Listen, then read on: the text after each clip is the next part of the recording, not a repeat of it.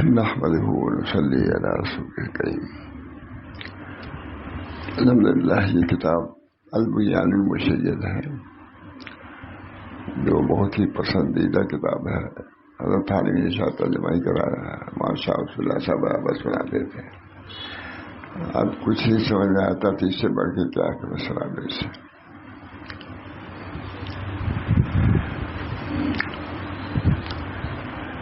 اللہ تعالیٰ کے تعلق کو لازم سمجھو. نہیں یہ شروع کیا خط کسی کو لکھ رہا ہے, اپنے کسی طالب کو مرید کو خط لکھ رہے ہیں. اللہ سبحانہ وتعالیٰ کے تعلق کو لازم سمجھو. دنیا میں جا کر خدا ہی سے تعلق چھوڑ دو تو بہت ہی گھاٹے کا سودا ہے.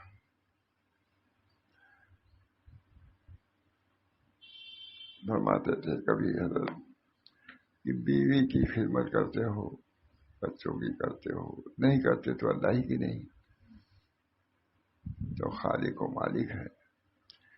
مدرسے میں وقت سے آتے جاتے ہو تو نہیں جاؤ گے تو تنخواہ کٹ جائے گی, بیوی بچے نہ کچھ ہوں گے.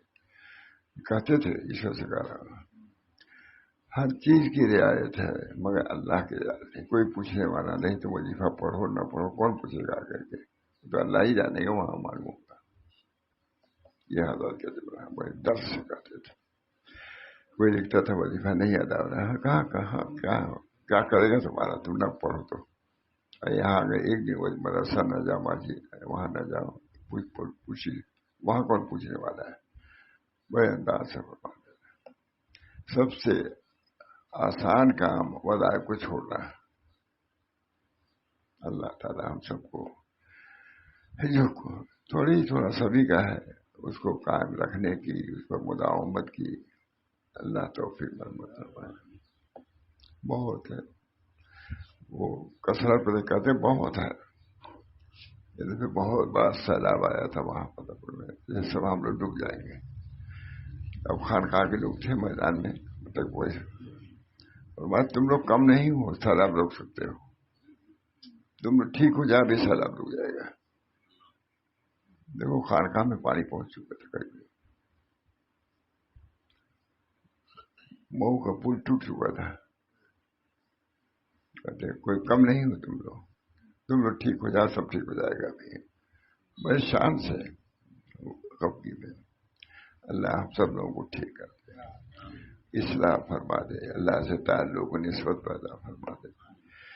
دن رات ہم لوگ غیروں ہی کے ساتھ ہیں, ان کی بات ہے, ان کے بارے میں غور و خوض ہے. اپنے متعلق کون غور و خوض کرتا ہے کہ ہم کہاں جا رہے ہیں, کیا کرنا ہے ہم کو. اللہ تعالی ہم سب لوگوں کو توفیق دے.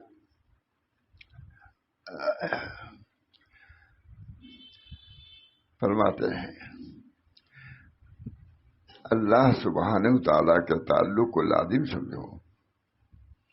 سب سے تعلق بیوی بچوں سے تعلق ہے, دوست احباب سے تعلق ہے, اس کے حقوق بھی ادا ہوتے ہیں مگر نہیں حقوق ہوتے اللہ تعالیٰ کے. ہم سب کو یہ بتاتا ہے. بہت اللہ سبحانہ تعالیٰ کے تعلق کو لازم سمجھو. اللہ کے حق کی قسم اس کے سوا نہ کوئی ضرر دے سکتا ہے اور نہ نفع. ضرر اور نفع کا مالک اللہ ہے. اس وجہ سے اللہ سے تعلق صحیح رکھو. خود خط لکھ رہے ہیں اپنے مرید کو.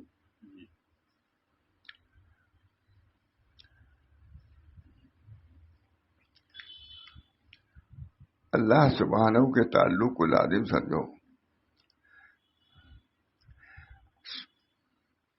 اللہ کے حق کی قسم, اللہ کے حق کی قسم اس کے سوا نہ کوئی ضرر دے سکتا ہے نہ نفع دے سکتا ہے. اس کے سوا نہ کوئی ضرر. بے شک اللہ ہم لوگوں کا ایمان درست فرما دے, قوت آ جائے ہمارے ایمان میں. تعلق کو اللہ تعالیٰ کے تعلق کو لازم سمجھو اور اللہ کے حق کی قسم اس کے سوا نہ کوئی ضرر دے سکتا ہے نہ نفع. اور اہل اللہ اولیاء ہوئی ہیں. اور اللہ پر بھروسہ، توکل، مشاہدات تم کی خدمت میں جس کو نسبت حاصل ہو جائے.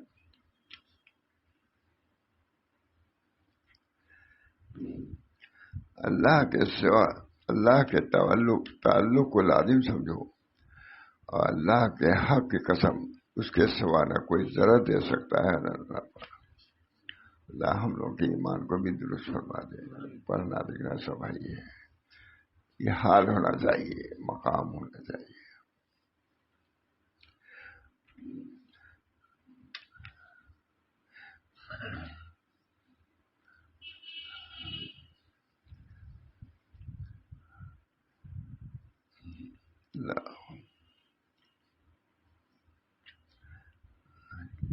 نہ کوئی نفع دے سکتا ہے، نہ ضرر پہنچا سکتا ہے، نہ روک سکتا ہے. کوئی نفع اگر ملنے والا ہے کوئی روک نہیں سکتا. اس کا انکار نہیں ہو سکتا کہ اللہ تعالی پہنچنے کے لیے کچھ وسائل متعین کیے ہیں. یہ اللہ کی طرف سے ہے، دینے والا تو وہی ہے. اب جو ملتا ہے تو اللہ تعالیٰ کے رضا سے ملتا ہے، ان کے حکم سے ملتا ہے. وہ خود دینے والا نہیں، موتی حقیقی اللہ. جو دوسروں کے ہاتھ سے جو ملتا ہے وہ بھی اللہ ہی کا دیا ہوا ہے.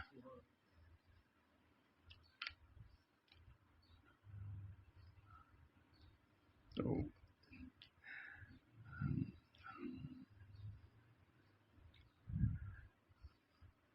فرماتے ہیں اس کا انکار نہیں ہو سکتا کہ اللہ تعالیٰ تک پہنچنے کے لیے کچھ وسیلے ضرور ہیں. مثلا اعمال صالح، اللہ تعالیٰ پہنچنے کا ذریعہ اعمال صالحہ بھی ہیں. صالحین تو ہی ہیں. اعمال صالحہ، ذکر کر رہے ہو، دعا کر رہے ہو، تسبیح پڑھ رہے ہو، تو کیا وہ اللہ سے قرب نہیں ہو رہا ہے؟ اور کچھ واسطے بھی ہیں جن کی ناشکری نہیں کی جا سکتی.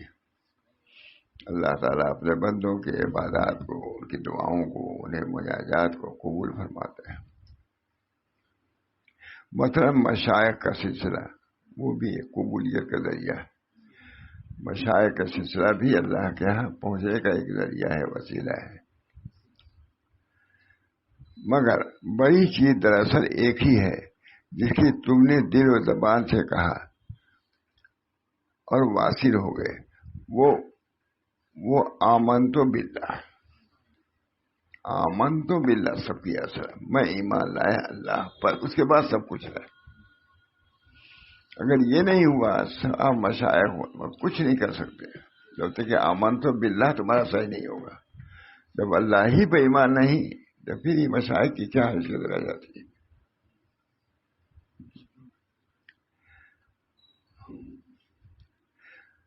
میں اللہ پر ایمان لایا، یہ بڑی دولت ہے. جب تم اللہ پر ایمان لاؤ گے تو اس کی کتاب اور رسول اور تمام باتوں پر بھی ایمان لے آؤ گے. اللہ پر ایمان لانا، اللہ کی کتابوں پر ایمان لانا، اللہ کے رسولوں پر ایمان لانا،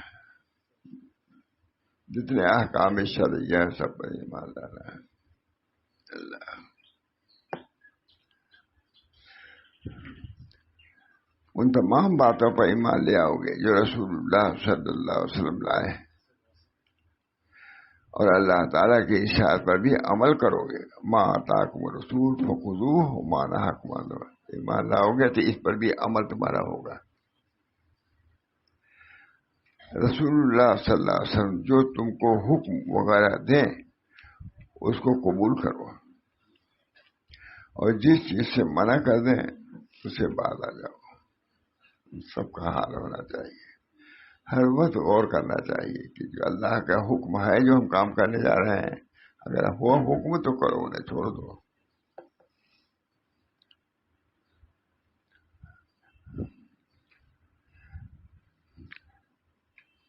اور اس چیز سے منع کرے اس کے بعد.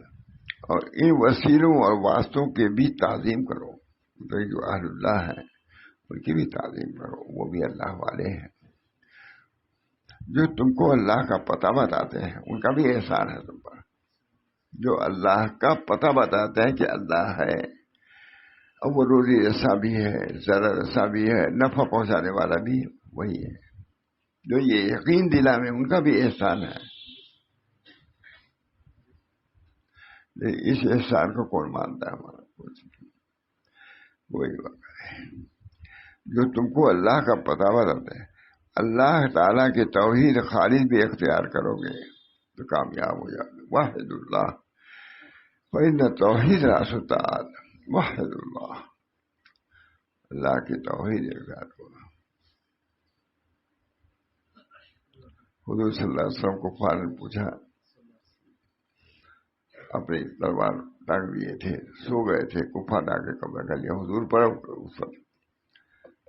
پوچھا میں یمنعونی، اب بتلا، حضور سے پوچھا میں یمنعونی، ہم تم کو ہم سے کون بچائے گا؟ میں یمنعونی، ہم سے تم کو کون بچائے گا؟ حضور نے سمجھا تلوار تو نہیں ہے، بڑے دل سے کہا اللہ، کہاں گیا؟ گر گئی تلوار اس کی، اللہ نہیں بول۔ یہ مداری میں جو قرآن لکھا ہے اس میں سب سے پہلے دوسرے واقعہ یہ ہے، میں یمنعونی، اس کا میں یمنعونی، ہم سے تم کو کون بچائے گا؟ حضور نے یہ نہیں کہا کہ تم بچاؤ گے، بہترین بچانے والے تمہیں اللہ۔ اس انداز سے اللہ کہا حضور اقدس صلی اللہ علیہ وسلم نے کہ یہ تلوار چھوٹ گئی، میں یمنعونی، مجھ سے تم کو کون بچائے گا۔ یہ کتابیں وہاں علی میاں نے اپنی کتابوں میں واقعات کو لکھے، ابتدائی کتاب لکھی ہے عربی کی، اس میں یہ واقعہ کو لکھا ہے، لکھا نا۔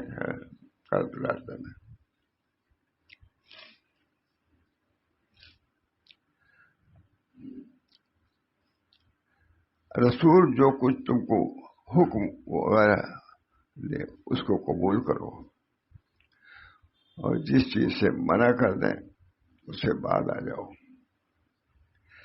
ان وسیلوں و واسطوں کی بھی تعظیم کرو گے جو تم کو اللہ کا پتہ بتاتے ہیں، مشائخ ہیں، کتابیں ہیں، ان کی بھی تعظیم کرو، ایک اعتدالی تعلیم، ان کی بھی تعظیم کرو جن سے سراغ لگتا ہے ان راستوں کا، چلنے کا ڈھنگ آتا ہے ان راستوں پر۔ اللہ کی توحید خالص بھی اختیار کرو، اللہ ہے، لب سلوک ہو یا کوئی چیز ہو، تجارت سب چلانے والا اللہ، روزی دینے والا اللہ ہے۔ اللہ کی توحید خالص بھی اختیار کرو گے اور اس کے دروازے پر آنسو بہاتے ہوئے کھڑے ہو گے، ضرور کرو، آنسو بہاتے ہوئے کھڑے ہو۔ کتنی اچھی بات ہے، نصیحت ہے، یہ سب چیزیں بھی پڑھنی چاہیے طلبا کو، اور بتلانا بھی چاہیے کہ دیکھیے یہ بھی چیز ہے۔ اللہ تعالیٰ ہم سب لوگوں کو اللہ اپنا بنا لے بس، اور اس کے دروازے پر آنسو بہاتے ہوئے کھڑے ہو گئے، اور ذلت اور خشوع کے ساتھ اس کے سامنے زمین کو بوسہ دو گے، اور معلوم ہو جائے گا کہ کہاں تم کو لوٹ کر جانا ہے۔ یہ اگر آخرت پیش نظر ہو جائے سب آسان ہے۔ اس زندگی کے بعد ایک زندگی ہے، مرنا ہے، خدا کے سامنے کھڑا ہونا ہے، اس کا جواب دینا ہے، یہ مراقبہ ہونا چاہیے۔ بزرگان پہلے مراقبہ کراتے تھے نہیں، یہی سب کہاں مراقبہ کا نام بھی نہیں آتا، مراقبہ کچھ وقت ایسا ہونا چاہیے۔ نے ہم لوگ بلایا خانقاہ کے، ارے دیکھو تم لوگ جو ابھی نہیں پا رہے ہو اس وجہ سے کہ تم لوگ اپنے اعمال کا محاسبہ نہیں کرتے۔ اور پھر بتلایا محاسبہ یہ ہے، یہ سوچے بس، یہ سوچو کہ ہم نے کون سا نیک عمل کیا، کون سا برا، شمار کرو کتنے اعمال نیک ہوئے اور کتنے اعمال برے ہوئے۔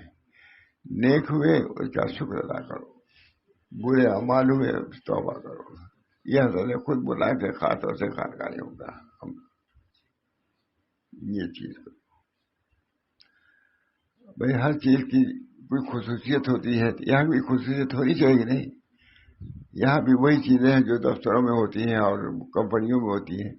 یہ تو چیز ہی ہے. یہاں تو اپنے کو جھکانا ہے، مٹانا ہے اور گریہ وزاری کرنا ہے، خدا سے مانگنا ہے. یہاں یہ طریقہ، وہاں وہ طریقہ ہے.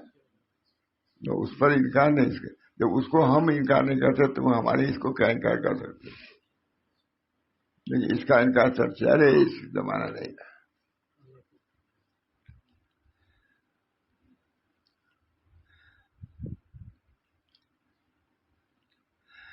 اگر تم ایسا کرو گے تو معلوم ہو جائے گا کہ کہاں تم کو لوٹ کے جانا ہے، اور ملاقات کے موقع کے لیے جو سامان ضروری اور مناسب ہے اس کی تیاری میں بھی مشغول ہو جاؤ گے. اللہ سے ملنا ہم سب لوگوں کے لیے ضروری ہے. آپ کے لیے نہیں ہے، ہم کے لیے، ہمارے لیے. جو سنا رہا ہے اس کے لیے بھی ضروری ہے، جو سن رہے ہیں ان کے لیے ضروری ہے. مردوں کے لیے بھی ضروری ہے، عورتوں کے ضروری ہے، جوانوں کے لیے ضروری ہے. طریق سب ایک ہے. ملاقات کے موقع کے لیے جو سامان ضروری اور مناسب اس کی تیاری میں مشغول ہو جاؤ، اور تمام اعمال میں اخلاص سے کام لو گے، یہاں تک کہ سراپا اخلاص بن جاؤ گے. جب کوشش کرو گے تو اللہ اخلاص بھی دے گا، توفیق بھی دے گا. اس کے بعد تم بڑے بڑے درجات کے لائق ہو گئے. لکھ رہے ہیں ایسا کرو گے تو اللہ تعالیٰ اپنے یہاں کھینچ لیں گے تم کو. یہ میرا بندہ ہے، طالب خدا ہے، ہمارا طالب ہے. اللہ ہم سب کو تو اللہ بنے. حضرت وغیرہ کا یہ سب باتیں ہوتی رہتی تھی. مرضی سے اٹھا دیا، چلو سب دنیا دار بھرے ہوئے. کیا ہوا بھائی؟ اب سب سے کہہ رہا تھے کس لیے آتے ہو؟ حضرت ہم اپنی اصلاح کے لیے آتے ہیں اور اللہ کے لیے. بیٹھو. ارے بہت مشکل ہے لیکن بیٹھو. ایک آدمی کا پوچھا کیا نام ہے تمہارا؟ کہا اشرف علی. یہ تو میرے شیخ کا نام ہے. بھائی تمہاری تو تعلیم ضروری ہے، بیٹھو بیٹھو بیٹھو بیٹھو بیٹھو. وہ ہوتا رہتا تھا. پوری مری بیٹھی باہر. خونے دل پینے کو، لخت جگر کھانے کو، یہ غذا ملتی ہے جانا تیرے دیوانے کو. کچھ نہیں کرتے ہم. اس کے بعد تم بڑے بڑے درجات کے لائق ہو گے. جب اپنے کو جھکاؤ گے تو اللہ تم کو بڑھائے گا. تمہارے اوپر عطاؤں کے بادل برسیں گے. تمہارے اوپر عطاؤں کے بادل برسیں گے اور کرم کے خلات ڈالے جائیں گے. کرم کے لباس سے تو نوازے جاؤ گے. خواجہ یہ بہت بڑے آدمی ہے بھائی. دستے مبارک نکل آیا حضور صلی اللہ علیہ وسلم. اور کرم کے خلات ڈالے جائیں گے. تمہارے لیے نعمتوں کے دسترخوان بچھائے جائیں گے. جب تم طلب لے کے جاؤ گے تو تمہارے لیے کرم کے دسترخوان بچھائے جائیں گے، اور تمہاری معرفت کا جال تمام مخلوق پر پھیلا دیا جائے گا، یہاں تک کہ وہ کسی کو باقی نہیں چھوڑے گا. سب تمہارے اللہ کے کرم کے تحت آ جائیں گے، بلکہ سب کو اپنے اندر لے لے گا.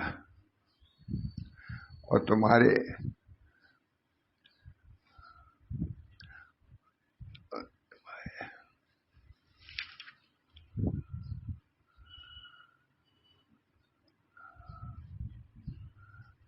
بہت عمدہ نہیں چھوڑے گا، بلکہ سب کو اپنے اندر لے گا.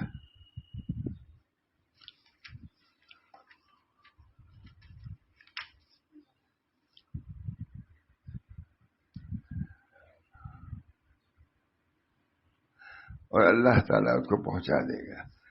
یعنی ظاہر میں بھی تمہاری معرفت کا چرچا ہو جائے گا. تم خلوص سے اختیار کرو گے تو چھپا ہوا نہیں رہے گا. اللہ تعالیٰ ظاہر فرمانے بہت حدیث سناتے تھے حضرت کہ اگر 70 پردے کے اندر تم کوئی عبادت کرو گے تو اللہ تعالیٰ ظاہر کر دے گا.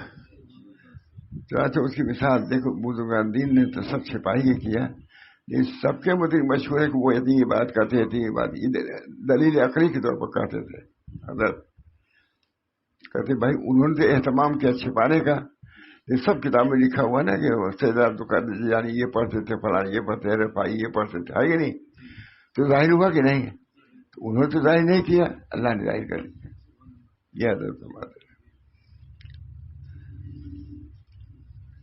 یعنی ظاہر میں بھی تمہاری معرفت کا چرچا ہوگا اور باطن میں بھی اہل اللہ کے قلوب تمہارے معرفت و ولایت پر شاہد بن جائیں گے. اچھا آدمی بزرگوں, تم جس طرح اولیاء عارفین کے درجے کی تعظیم کرتے تھے, کتنی عمدہ بات کر رہے ہیں درمیانی بزرگوں, تم جس طرح اولیاء عارفین کے درجے کی تعظیم کرتے ہو اسی طرح فقہا و علماء کے درجے کی بھی تعظیم کرو. جامع تعلیم ہے سناتے رہتے تھے حضرت برابر. بزرگوں, تم جس طرح اولیاء عارفین کے درجے کی تعظیم کرتے ہو اسی طرح فقہا و علماء کے درجے کی بھی تعظیم کرو, کیونکہ دونوں کا راستہ ایک ہی ہے. اولیاء کا راستہ بھی ایک ہے اور یہ علماء کا راستہ وہی ہے جو تمہارے اولیاء کا. یہ حضرات علماء و فقہا ظاہر شریعت کے وارث اور احکام اشریعہ کے محافظ ہیں. علماء و فقہا حافظ ہیں, لوگوں کو احکام بتاتے ہیں اور ان کے احکام ہی کے ذریعے سے واصلین کو اللہ تعالیٰ کا وصل نصیب ہوتا ہے. یہ احکام, کیونکہ جو عمل جو کوشش شریعت کے خلاف کسی اور طریقے پر ہو اس سے کچھ بھی فائدہ نہیں پہنچ سکتا. شریعت کے خلاف کرو گے تو کبھی ولایت تک نہیں پہنچو گے, شریعت پر عمل کرو گے تو ولایت ولی ہو جاؤ گے. اگر کوئی عابد 500 برس تک خلاف شریعت عبادت کرتا رہے تو یہ عبادت اسی کے منہ پر مار دی جائے گی. یہ بہت سناتے تھے ماشاء اللہ, خاص عبادت کتاب تھی ان کی سنانے کی. اگر کوئی عابد 500 برس تک خلاف شریعت عبادت کرتا رہے تو یہ عبادت اس کے منہ پر مار دی جائے گی اور اس کی گردن پر گناہ الگ ہوگا. حق تعالیٰ قیامت کے دن اسی عبادت کو کسی وزن میں شمار نہ کرے گا. جس شخص کو احکام دین کی سمجھ حاصل ہو اس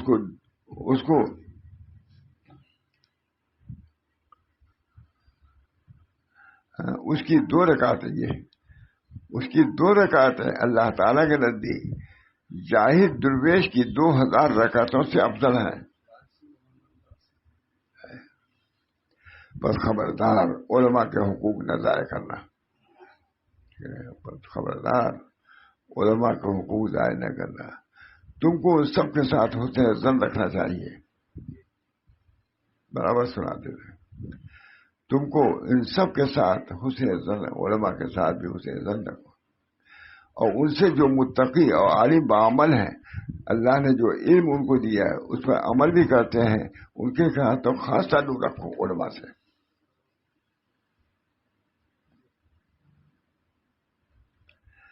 ان کی حرمت اور عزت کی تمہیں خاص طور پر حفاظت کرنا چاہیے. جو علماء بعمل ہیں ان کی حرمت اور عزت تمہیں خاص طور سے حفاظت کرنا چاہیے. رسول اللہ صلی اللہ علیہ وسلم کا ارشاد ہے, جو شخص اپنے علم پر عمل کرتا ہے اللہ تعالیٰ اس کو ایسی چیز کا علم دیتا ہے جو اس کو پہلے سے معلوم بھی نہیں تھا. اور یہی بزرگی اولیاء اللہ کو حاصل ہوتی ہے. پر ثابت ہوا کہ علماء بعمل ہی حقیقت میں اولیاء, علماء بعمل ہی حقیقت میں اولیاء. نہیں, رسول اللہ صلی اللہ علیہ وسلم نے ارشاد فرمایا کہ العلماء ورثۃ الانبیاء, علماء انبیاء کے وارث ہیں. یہ سب بہت بڑی فضیلت ہے, اس سے بڑھ کے فضیلت نہیں ہو سکتی. جسے علماء بعمل سرفراز ہیں بعمل قید لگا دیا، جیسے علماء بعمل سرفراز ہیں، نائب ہیں نبی کے. یہی جو تمام انسانوں کے سردار ہیں، یہی جو تمام انسانوں کے سردار ہیں اور تمام مخلوق سے اشرف اور حق تعالیٰ کا راستہ بتانے والے ہیں. تم ایسا مت کہو. بعض جاہل صوفی کہا کرتے ہیں کہ ہم اہل باطن ہیں اور وہ اہل ظاہر ہیں. یہ بات غلط ہے، کیونکہ یہ دین ظاہر اور باطن کا مجموعہ ہے. ظاہر کے لے کے باطن کو نہ چھوڑو اور باطن کو لے کر کے ظاہر کو نہ چھوڑو. جب دونوں لوگ ہیں تب کمال کو پہنچو گے. پورے ظاہر پر بھی عمل کرو، باطن پر بھی عمل کرو. بہت ثابت کیا ہے. السنت الجلیہ پھر چشتیت العالیہ، نام بہت اچھا نا. سنت جلیہ ہے چشتیہ علیہ میں. کسی کے نام سے مولانا احمد رضا خان نے کہا کہ اشرف علی کو نام رکھنا بہت اچھا آتا ہے. السنت الجلیہ پھر چشتیت العالیہ، جلی سنت ہے، کھلی ہوئی سنت ہے. جو ہمارے حضرات چشتیہ ہیں ان مشائخ میں کھلی ہوئی سنت، سمجھے. السنت الجلیہ پھر چشتیت العالیہ. اچھا نام ہے، ان کو بھی ہارا گیا سنت. تو لکھا انہوں نے کہا یہ کہ اشرف علی کو نام رکھنے بڑا اچھا تھا.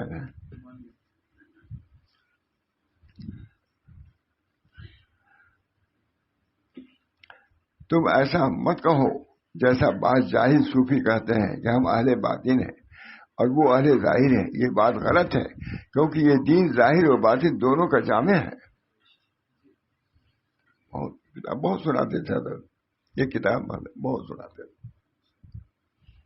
بلکہ اردو نہیں تھا، وہ فارسی میں سناتے تھے، لیکن سناتے تھے. کیونکہ یہ دین ظاہر اور باطن دونوں کے جامع ہے. اس کا باطن ظاہر کا مغز ہے، اس کا باطن ظاہر کا مغز ہے. جیسے ہے اوپر چھلکا ہے مغز، تو باطن جو ہے مثل مغز کے ہے. ظاہر چھلکا ہے لیکن وہ بھی ضروری ہے. امام محمد صلی اللہ کہتے تھے چھلکا ضروری ایسا ہے کہ اگر چھلکا نہ رہے تو باطن خراب ہو جائے گا فوراً. یہ بات ہے. کہتے ہیں اگر چھوڑ دو کوئی اچھی چیز ہو اس پر کوئی چیز نہ رکھو، مکھی آ جائے گی فوراً ضائع کر دے گی. اس وجہ سے ظاہر کی بھی حفاظت کرو تب باطن محفوظ رہے گا. باطن کے لیے ظاہر کا ترک ضروری نہیں ہے بلکہ ضروری ہے، اس کو لینا ضروری ہے.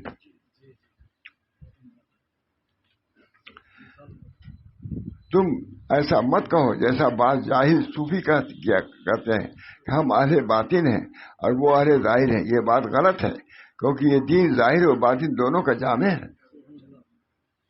اس کا باطن ظاہر کا مغز ہے، اس کا باطن ظاہر کا مغز ہے. مغز نہیں رہے گا ظاہر کوئی وقت رہے گی. اور ظاہر باطن کا ظرف ہے، ظاہر باطن کا ظرف ہے اور باطن تو مغزی ہے. یعنی اس کا اگر ظاہر نہ ہوتا تو باطن کہاں چھپتا؟ اگر ظاہر نہ ہوتا تو باطن کہاں چھپتا؟ ابھی ظاہر ہی میں تو باطن چھپا ہوا ہے. اگر ظاہر ہوتا دل بغیر جسم کے موجود نہیں رہ سکتا، بلکہ اگر جسم نہ ہو تو دل خراب ہو جائے گا. اور دل بدن کا نور ہے. اور دل اگر بدن میں دل نہ ہو تو مردہ اور تاریخ ہوگا. اس لیے ظاہر و باطن، ظاہر باطن کا محتاج ہے اور باطن ظاہر کا محتاج ہے. دونوں کی ضرورت ہے، ظاہر کی بھی ضرورت ہے، باطن کی ضرورت ہے.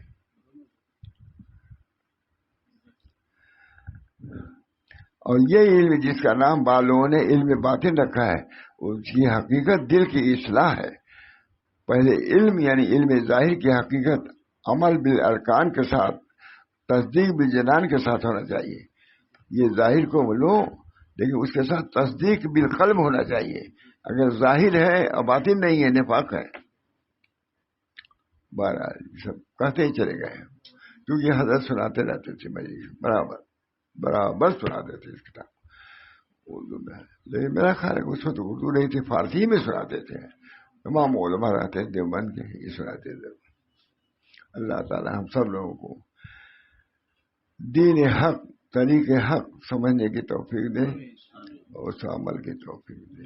خود ہم لوگ بھی سمجھیں گے تب تو کہیں پہنچائیں گے، خود ہی نہیں سمجھتے تو کیا پہنچائیں گے. اس وجہ سے آپ لوگوں کو بھی ان کتابوں کو بھی کبھی کبھی دیکھنا چاہیے، سننا چاہیے، تاکہ دین کا طریقہ علم تو رہے. آپ جانتے نہیں کہ ہمارا طریق کیا ہے. اللہ تعالیٰ دعا کیجیے کہ اللہ ہم کو علم بھی دے اور عمل بھی دے اور حال و مقام بھی عطا فرمائے. ربنا آتنا فی الدنیا حسنہ. اللهم إني أسألك إيمانا لا يرتد ويقينا ليس بعده كفر ورحمة أنال بها شرف كرامتك في الدنيا والآخرة. ربنا تقبل منا إنك أنت السميع العليم برحمتك يا أرحم الراحمين بحرمة سيد النبي الكريم صلى الله عليه وسلم.